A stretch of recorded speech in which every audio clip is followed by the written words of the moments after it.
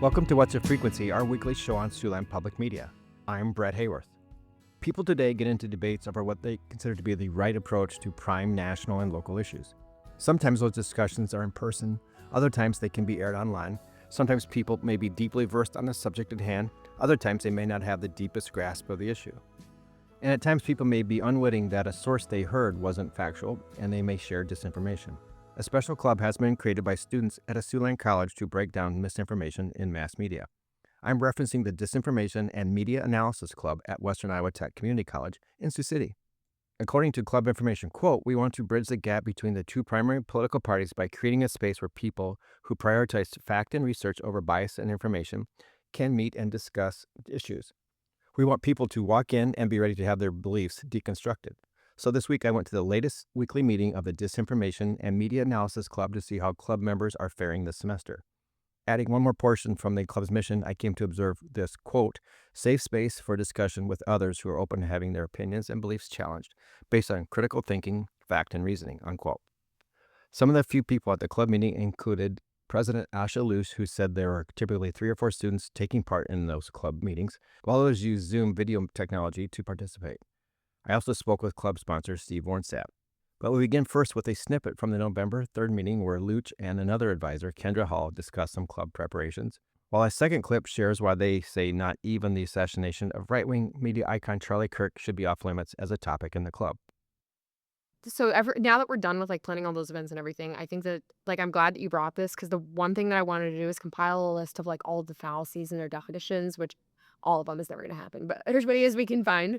And then yes, having these biases. So those links that you put in there, that's exactly the stuff from my media uses and effects class that I was talking about. So now that we have that there, I think that just gives a good framework for people to be able to come in and look and see what we're looking for with these topics, not arguing over the topics. We had talked when the school year started, and that was the whole Charlie Kirk thing. And I'm like, whoa, we are not entering,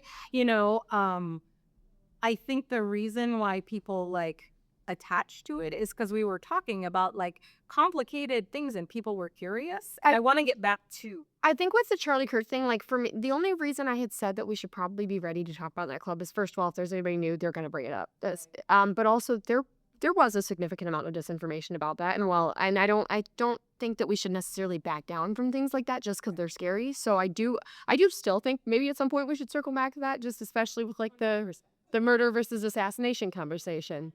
I don't want to kind of call anything off limits. Now, for the main segment of this What's a Frequency show on the Disinformation and Media Analysis Club at Western Iowa Tech Community College, we begin an extended discussion with club president Asha Luch and sponsor Steve Warnstadt. Thanks to you both for joining me.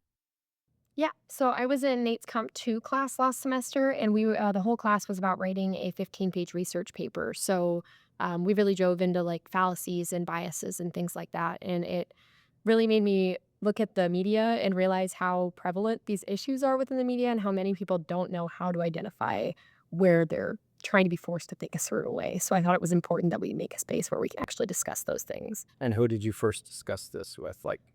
What does it take to create a club, I guess? Maybe that's a part of it, yeah. So you need 3 students to make a club. I had approached my cousin Aurora about it, and who's also a student here, and then my friend Blake originally. So us 3 had decided, I said, I'll go to Nate and we'll ask him if he's willing to be our advisor. And he immediately was like, yes. And then he said, I want Kendra in on this too. And then they were like, I think you should reach out to Steve and reach out to Revathi as well. And so I reached out to everybody, and it really just kind of narrowed down to Steve and Kendra and Nathan were all willing to be a part of it. Okay. And then for your role in it, you said yes pretty quickly, it sounds like. Yeah, I did. I mean, Asha and the team were asking a lot of really good questions, wanting to get this thing up and running to support students. So they turned to Kendra Hall, who's the librarian. Again, good resource. They did good research on the type of people to reach out to. And Kendra had suggested that they engage with me, given that they both on my former military capacity, as well as my work with government relations and understanding, the different perspectives on issues, that there may be some value added. So I saw it as a great opportunity. This is fundamentally what we want to support at the college. And so you started in spring 2025, and you're building the club. How would you say the club is functioning this semester compared to last semester? I think it's been a lot of kind of trial and error, seeing what works for us and what doesn't. So last semester we focused on more topic-driven conversations. So two that we really focused on were the tariffs issue and then the Department of Education. So we compiled resources from all kind of ends of the political spectrum, so that way we could get a lot of different perspectives and kind of tried to narrow down what truly they're saying, where the moral difference is, and getting away from all the connotations within the words that they're using. I would say this semester, up until this point, we've been focusing a lot on event planning. We were trying to get more people involved. So we threw some events for Freedom of Speech Week, and we have an event that we're throwing next week in collaboration with PTK. That's a big public event, so everybody can come in and kind of see what we've been working on as well as what PTK has been working on. But I think it took probably a semester and a half for us to get to the point that we are now, where we actually have a framework that we feel really comfortable taking this and passing it down to whoever continues the club after we graduate. And then last week, your club had an event that tied in with the U.S. Constitution. What was it, and how did that go? It went really well. We had a great turnout, honestly. I think anytime you include food and drinks, you're going to get some students in there, but we had some printouts of misconceptions surrounding the Constitution, just things that people think are guaranteed rights that really aren't. And I think it's really important that people are aware of what their rights are and, what can be misconstrued. So I think a lot of people learned at least something that day. A lot of people seemed to be really surprised about what they were reading on the cards. So. Well, that particular event went really, really well, and it was part of an entire week of activities where they did, encourage students to do the freedom of speech module on the online training that's required by the state. They also did some gamifying of how to identify disinformation. I'm trying to remember what else they did on Monday, but the turnout that we had on Thursday regarding the Constitution, what's real, what's not, of common misperceptions, I thought it was very, very informative.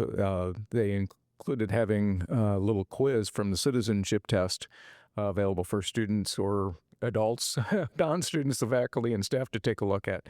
And it was great to see a representation from throughout the college. It was faculty, it was administration, it was students. So it really was a cross-section. It was informative for everybody. And I think this question kind of gets at the heart of the show and why I'm talking to you on the Disinformation and Media Analysis Club here at Western Iowa Tech. How do you define disinformation? And in today's world, what one person might see as disinformation, another person may not see as disinformation. I would say misinformation just means the spread of inaccurate information. Disinformation is more the purposeful spread of inaccurate information, so with an agenda attached typically. I compare it to propaganda typically. So she's done well. We had this discussion early on, and that's exactly what disinformation is a deliberate effort to misinform through emotional means or other means to deliberately mislead and direct people. Misinformation, people share stuff that isn't true or partially true, but the disinformation is a deliberate effort at shaping people's opinion for a purpose that is not broadening, helping the broad population. And I guess as an older person, as I grew up, disinformation may have been spoken from one person to another person face to face. But like in today's world, with the internet age, disinformation can be aired. It could be on a Twitter account, all kinds of social media like TikTok. It could come from bots. It might not even be real people. Like, how challenging is to navigating all that in today's environment? it's incredibly challenging. I think it's only going to get more challenging now that we have AI and AI is becoming even more prevalent. I don't think it's going to get any easier. I think that is the main reason that it's so important that people start learning media literacy skills now versus waiting until it's almost too late. Back in the old days, it was, you had state agencies, you had Pravda, you had the Soviet Union developing actual disinformation. It was a little bit easier to disregard. Now it's harder to identify what is the actual source. That's the struggle that the younger folks are having to deal with. The older folks are having troubles as well. The sources are so widespread. That's why a club like this is so important, is to at least get people to consider, what is the source? What are they trying to say when they're saying this? Is it what motivation? What are they trying to achieve? Because it can't. There are many times where some organizations will take what used to be an actual publication, use their name, and it looks legit, but you have to do a little bit of research. And so it is very difficult nowadays. And it's to the credit of people like Asha who are, let's dig into this so that we can inform our fellow students who are going to be shaping the future of identifying what's real, what's not, what's deliberately trying to aggravate us, pit us against each other. At least starting that process of identifying is the first big step.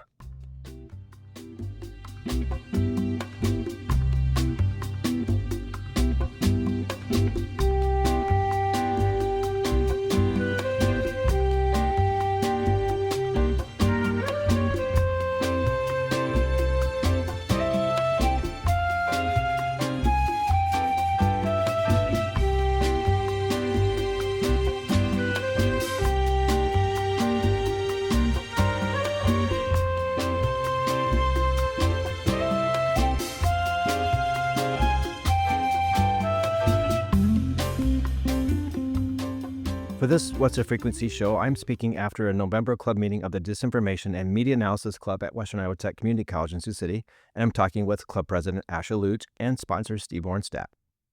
Earlier in the meeting today, I saw a document that had some topics that could be addressed by the club, and I think one was the environment. What are some of the others?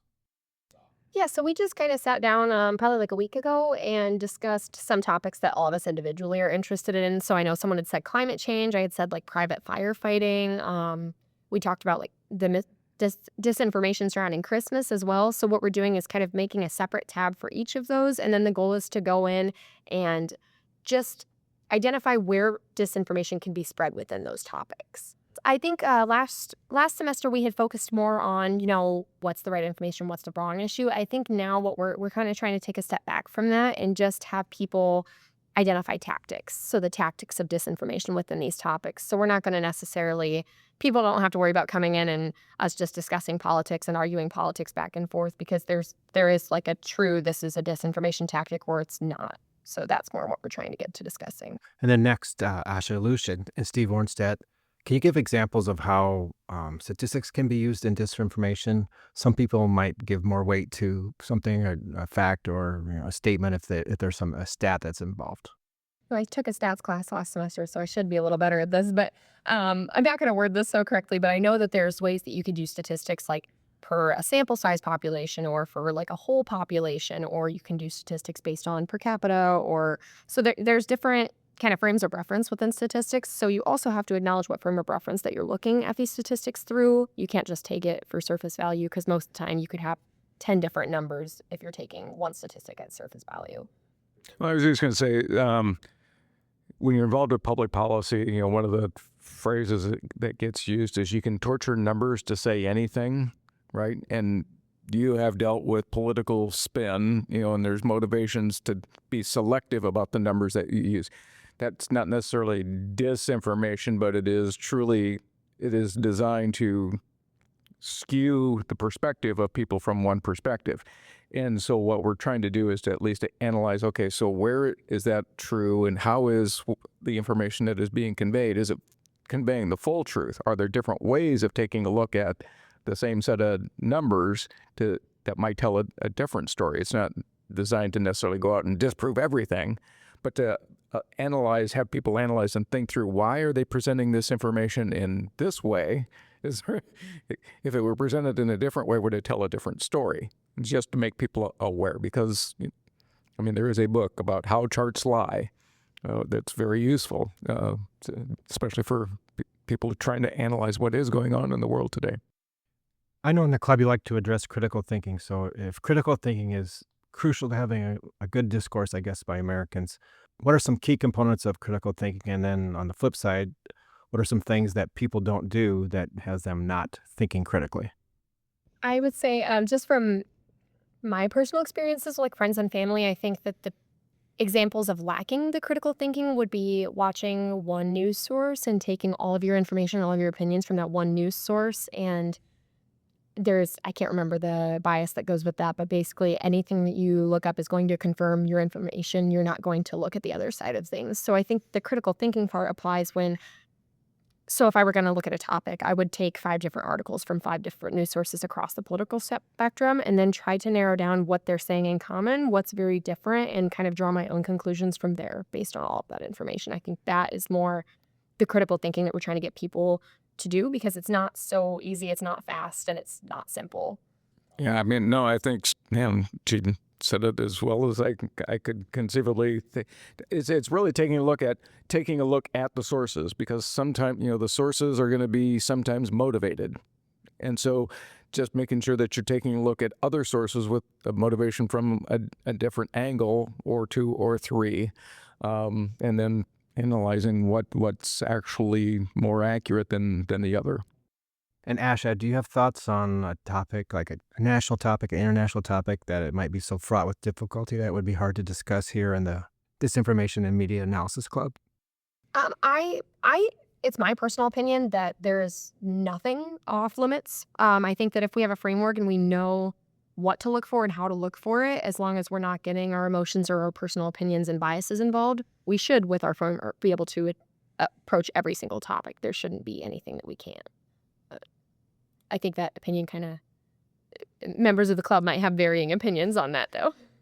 I think one thing that's been really interesting is Aurora, the vice president, is my cousin. So her and we're like best friends too. So we're together all the time. But it's funny too, because we never thought we would disagree. And now we find in this room more ways that we disagree once we get way deeper into the topics. But it's never we're angry at each other. It's more about kind of looking at each other like, huh. Yeah, I mean, I think of like kind of morality as a rabbit hole. So the further you go down, the more branches you're going to have off of it. And eventually one of those branches you're going to separate from, no matter who you're talking to. So.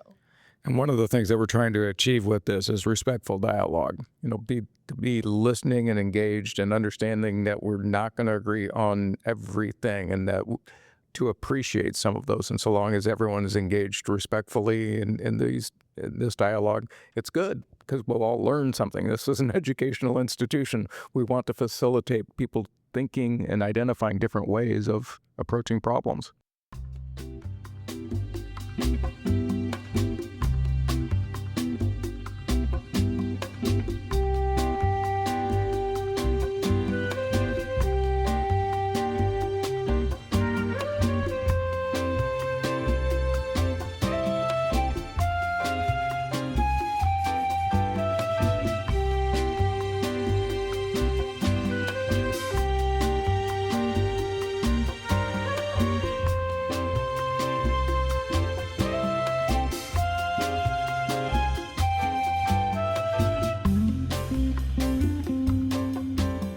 For this What's the Frequency show, I'm speaking after a November club meeting of the Disinformation and Media Analysis Club at Western Iowa Tech Community College in Sioux City, and I'm talking with club president Asha Luge and sponsor Steve Ornstadt.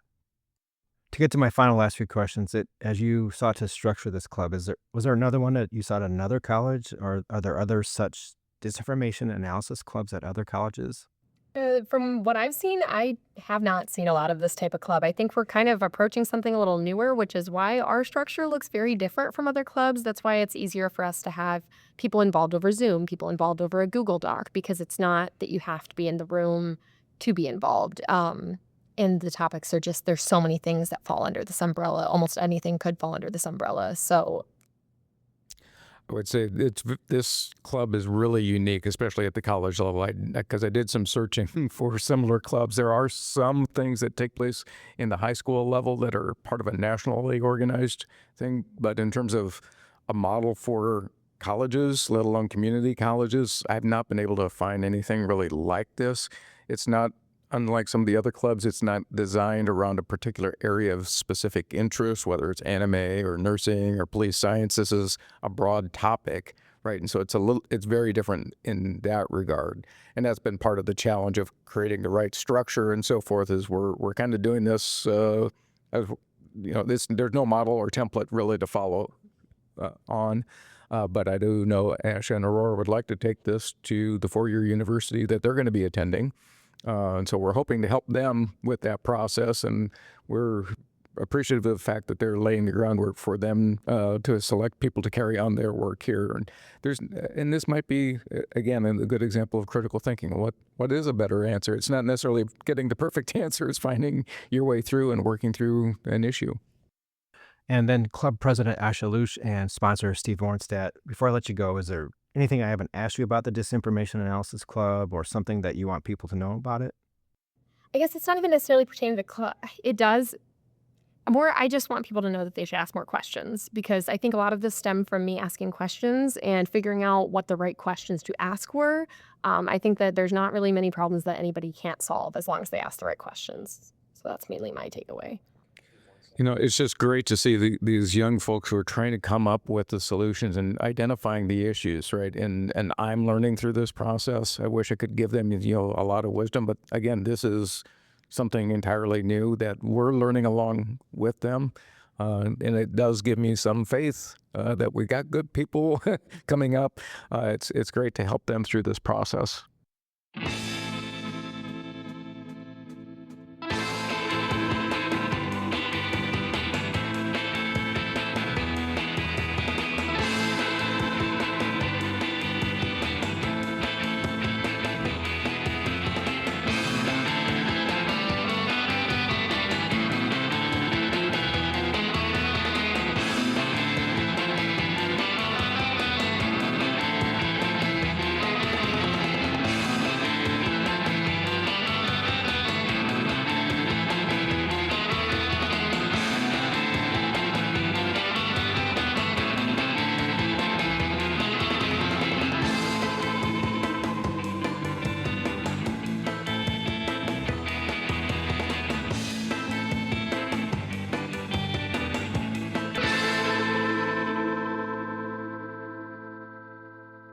Now, to finish up the show, I had one more interview with Aurora Cross, a Western Iowa Tech Community College sophomore who is the vice president of the Disinformation and Media Analysis Club.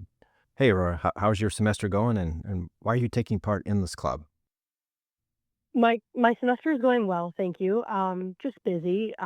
Like really any student that's also uh campus engaged. So I've always had a fascination in media in general and how our news is told and the things that we are told in the news and how that persuades us in our day-to-day lives, whether it's how we interact with others and the interactions we have with the world around us. I found myself finding a lot of, misconstrued or even just blatant propaganda, disinformation, malinformation, or misinformation that also sort of inspired this, conversation between my cousin and I, who is Asha, the president of the club. We found each other just kind of talking in a circle, and we just kinda paused and we're like, "Okay, what do we do?" So we decided to take it to the campus, and that's how this all began and why it began was because we just want the truth rather than it being like, oh, this side says this side says that. We just want the facts for what they are. Okay, thank you. Very well explained. I appreciate that. And obviously, this is a very important topic to you. So thank you for talking with me here on the What's the Frequency show. Do you think people who share disinformation, do they do it knowingly or might it be something that's more unwitting that just kind of slips in? More often than not, I believe personally that it is something that isn't intentional. Do I believe that there are people in this world who are intentional with disinformation and not telling the whole truth or lying via omission? Absolutely. Um, it can pay to fearmonger or not tell full truths. And getting a certain agenda that you have across a personal certain agenda. Um, can be done via manipulation. So, yes, but the masses, no. They are taking the news because they are taught that they can trust it and that they should trust it, which they should trust it, but unfortunately, that's not always the case. And that's not a trend that you're much a fan of, it sounds like. No, no, I would rather us all know the straight truth of things, even if the facts may have an emotion come later. Facts don't really care about feelings because they're simply the facts.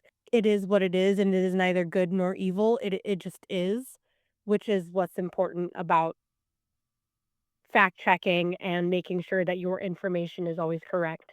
Right. And I'm talking with Aurora Cross.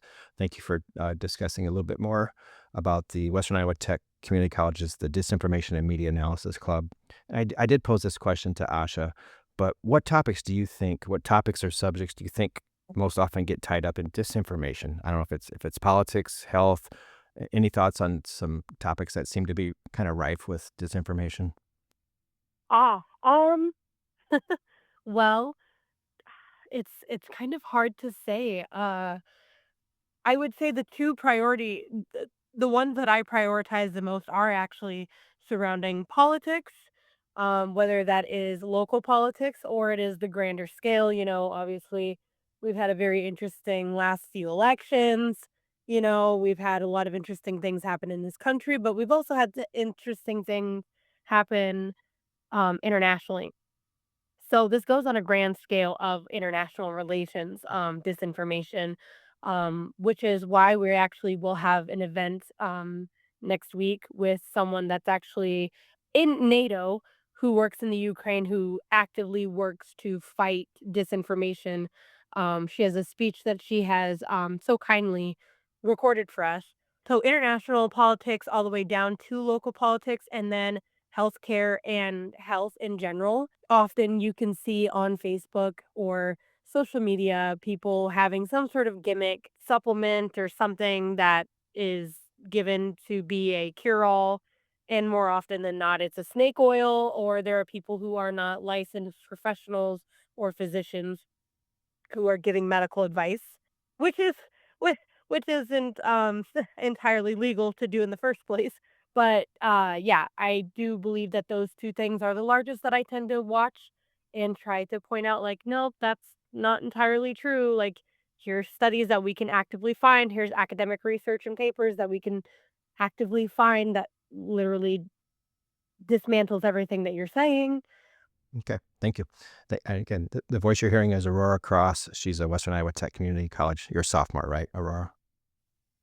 Yes, actually, I graduate in September. Okay. I mean, I'm sorry, December. And there's so much to talk about, but as I guess a final question for your interview here, what would you say, Aurora, is the most lasting, like a takeaway that you've gained in being in the Disinformation and Media Analysis Club, like something that, like an aha moment that has stuck with you, maybe as the best takeaway.